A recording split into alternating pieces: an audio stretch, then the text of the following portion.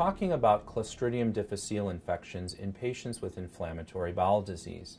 It is well known and well described now that Clostridium difficile has been on the rise not just in North America, but actually around the world. It has become a significant problem in many types of patients, and one of the groups that seems particularly at risk are those with chronic inflammatory bowel conditions like ulcerative colitis and Crohn's disease.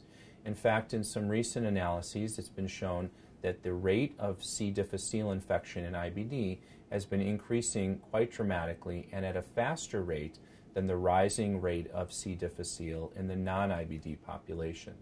This is of particular importance because patients who get C. diff with their IBD are more likely to require hospitalization and more likely to require surgery related to their IBD. The reasons for this are not entirely known, but we believe it's due to the changing microbiome in the gut, which we know in patients with IBD tends to occur somewhat spontaneously and variably over time. We also know that the rate of C. diff may be rising because of some of the therapies patients are on, whether it's an immune suppressive therapy or whether it's related to antibiotic exposure.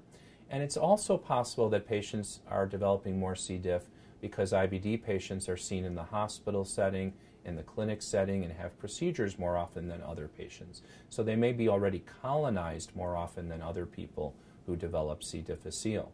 So recognizing that this is a significant problem, it's actually been identified as a quality measure for managing IBD to check for the presence of C. difficile as a potential risk factor and cause for relapses. So every patient in your practice who presents with a flare, even if you can't identify a recent antibiotic exposure or something else, should be tested for C. difficile. And you should also recognize the different types of tests that are available.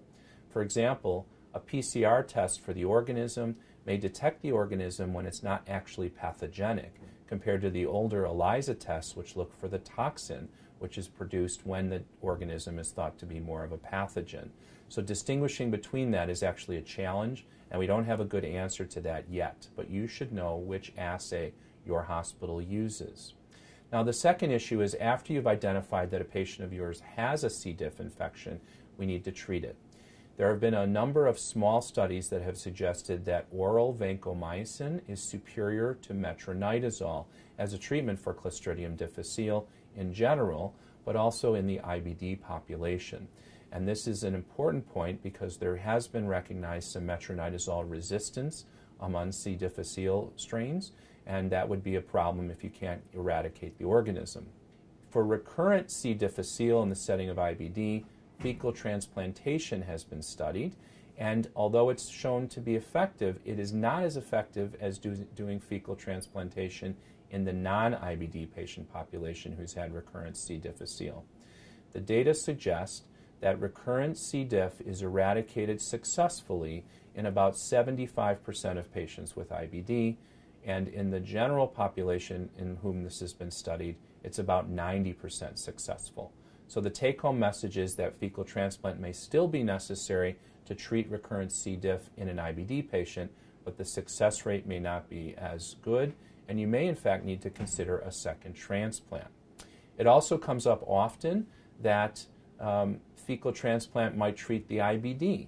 There are some data to suggest it may have a role as a repetitive therapy to treat ulcerative colitis, but the single treatments of fecal transplant for C. diff do not seem to appreciably treat the IBD. So the answer to the question that always comes up, will this also fix the IBD, is no. The last point here is how long do you treat with the antibiotic of choice related to whether it's metronidazole or, as I suggested, vancomycin as a preferred antibiotic. The general guidelines don't specifically mention IBD, and they say 2 weeks is the usual course of antibiotics.